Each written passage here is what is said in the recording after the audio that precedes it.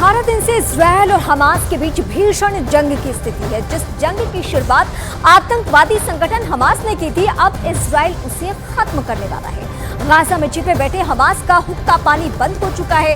दाने दाने के लिए तरस रहा है हमास। अब बंधकों के नाम पर सौदेबाजी कर रहा है। हालात तो ये बन चुके हैं कि गाजा के अस्पतालों में अंधेरा छाने लगा है। डीजल खत्म हो चुका है और बिजली सप्लाई भी पूरी तरीके से बाधित है।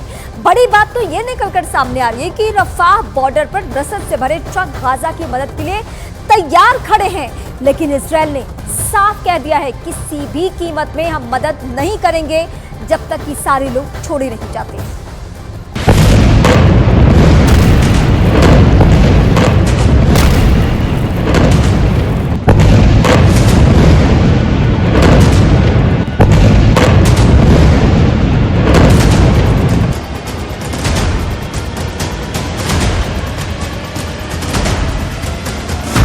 हमास तेल की एक एक बूंद के लिए तरस रहा है।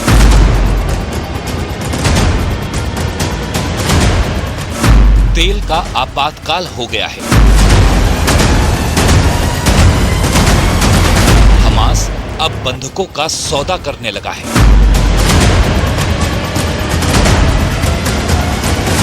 इजराइल ने हमास की हर शर्त मानने से इनकार कर दिया है।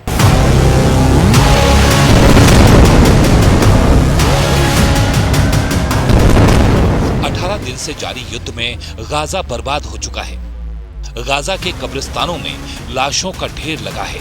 हालात लगातार बिगड़ते जा रहे हैं और अब इजराइल ने हमास का नामो निशान मिटाने के लिए उसका हुक्का पानी बंद कर रखा है। इजराइल के खिलाफ युद्ध शुरू करने वाले हमास की हेकड़ी पूरी तरह से निकल चुकी है। हमास का कहना है कि उसके पास अस्पतालों तक को देने के लिए बिजली नहीं बची है। बिजली सप्लाई बाधित होने से सभी अस्पताल बंद हो रहे हैं और सबसे बड़ी बात, गाजा में अब ईंधन भी खत्म होने वाला है।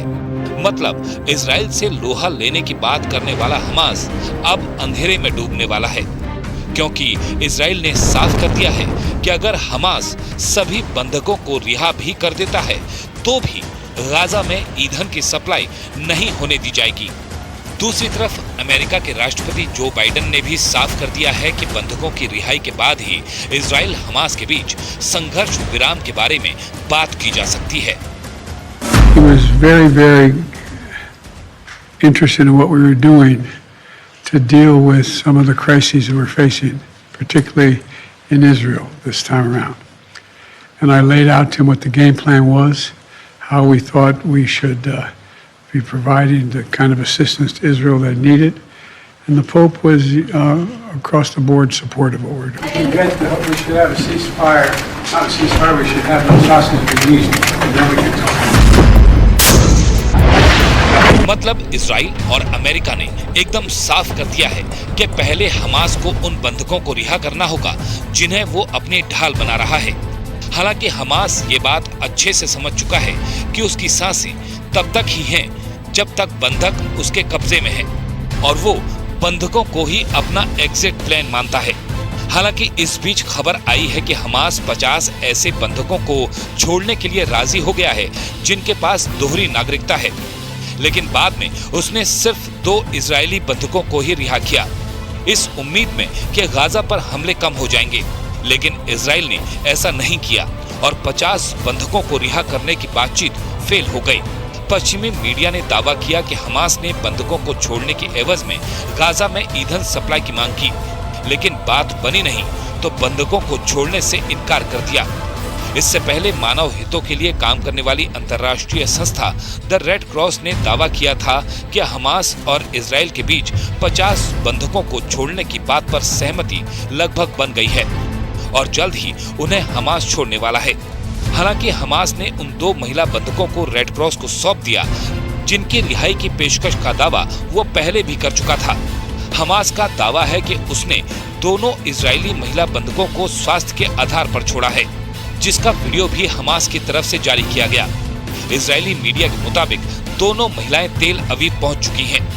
हालांकि इस बीच इजराइल के प्राइम मिनिस्टर बेंयामिन नेतन्याहू ने एक बार फिर साफ कर दिया है कि वो इस बार हमास का खात्मा करने से पहले रुकेंगे नहीं। אנחנו פועלים יחד כאגרוף מחץ למטרה אחת, לחסל את החמאס. אנחנו נותנים גיבוי זה לזה, ואנחנו נותנים גיבוי לצבא ההגנה לישראל, ללוחמים שלנו, למפקדים שלנו. ואני מבקש אזרחי ישראל שתדעו דבר נוסף. אנחנו מקבלים את ההחלטות כאן ובקבינט לניהול המלחמה פה אחד. אנחנו עושים את זה באחריות רבה, אנחנו עושים את זה גם בחרדת קודש. אנחנו נלחמים יחד ואנחנו ननצח יחד.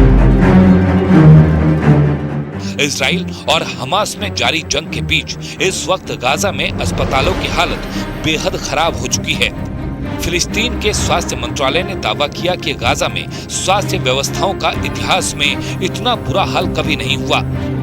सीमाएं बंद होने और इजराइल की तरफ से लगातार हो रहे हमलों की वजह से गाजा में जरूरी चीजों की किल्लत बढ़ती जा रही है। अल अरबिया न्यूज चैनल ने दावा किया कि गाजा में बने इंडोनेशिया के एक अस्पताल की बिजली ठप हो गई क्योंकि उसके पास ईंधन खत्म हो गया और इजराइल ने साफ कर दिया है कि अगर हमास सभी बंधकों को रिहा भी कर देता है तो भी उसे ईंधन नहीं दिया जाएगा।